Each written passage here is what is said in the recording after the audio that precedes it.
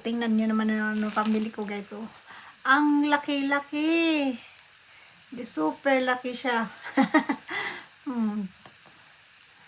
Granite.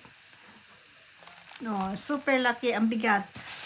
Tapos nakabili ako ng okra guys. Oh. Yung okra, oh, cute. Mga bata pa yung okra.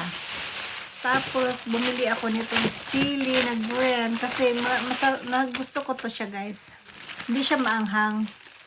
Parang gulay lang siya. Tsaka ito pula. Tsaka avocado guys. Ayan.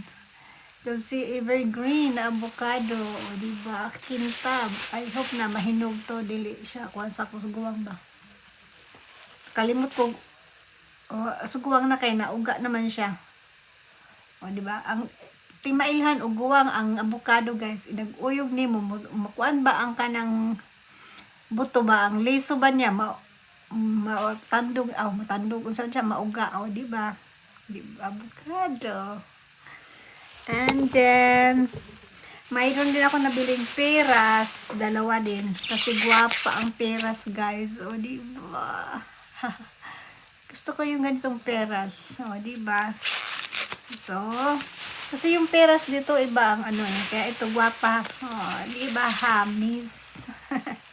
And that's it for today guys. Thank you for watching.